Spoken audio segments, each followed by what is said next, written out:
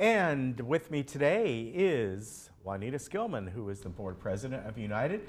They had their meeting on Tuesday. Welcome. Good to see you here today. Thank you. You're going to give us a recap of that and a couple other things as well, right? Yes. It was a fairly good short meeting, so I don't have a whole lot to report on the meeting on Tuesday. We had 7 items on our consent agenda.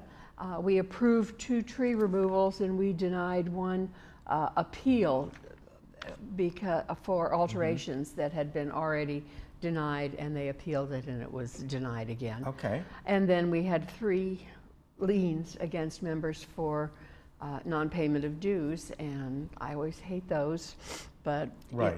We've got to look out for the financial welfare of the association, exactly. And that's what that is.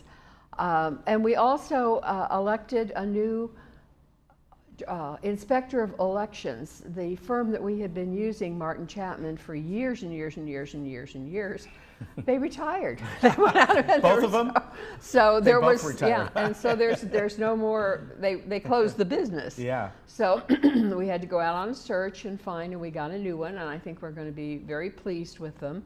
And they're called Unilect, and they do business all through Southern California, and I think they're going to do a really good job.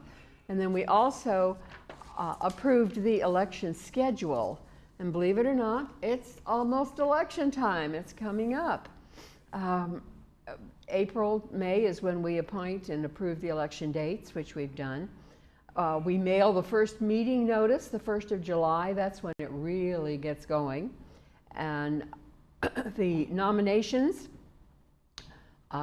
have to be into the office downstairs by 5 o'clock on August 8th. So that's not that far away. All of you who might be thinking of running, I hope quite a few.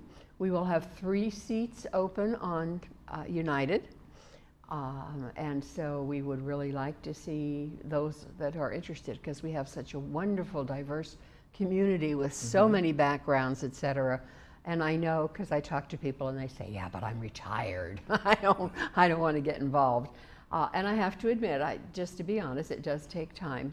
Right. But if you are interested in that kind of thing and are interested in serving the community, consider it. And you really have until the 1st of August to do that. Okay.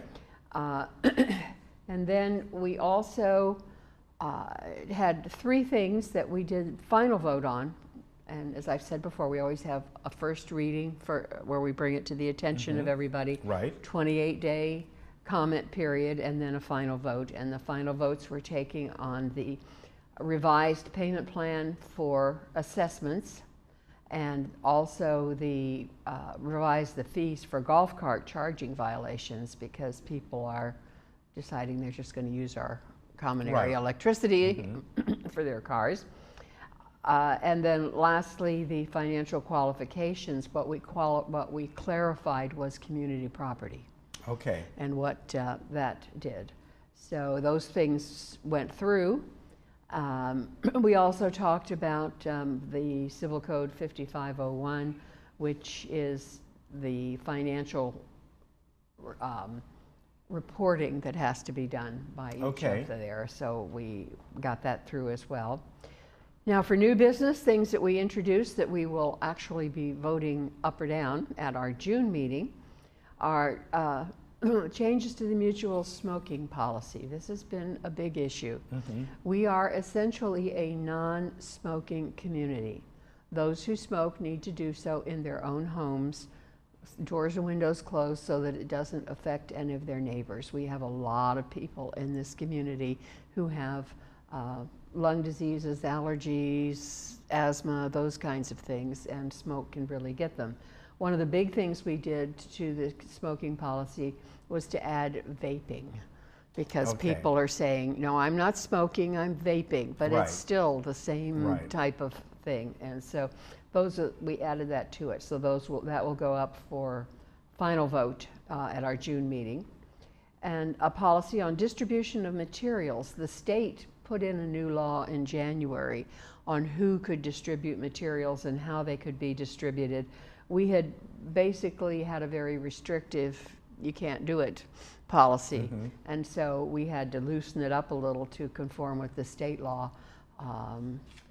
Most of it is still the same, but you can put things on doorknobs now. You don't have to put them under the mat. Okay. And there's certain times that you can ring doorbells and talk to people and that kind of thing, which we had not approved before. And then last but not least, we had another alteration standard update, this one on gutters and downspouts. So all in all, it was a very interesting meeting and a good one that just kind of went through without too much problem or debate. So the other thing I wanted to talk about is last week we also had, on May 7th, a strategic planning retreat. And these were the officers, the 5 officers of each of the associations. Okay. And some of the senior staff was there also to represent.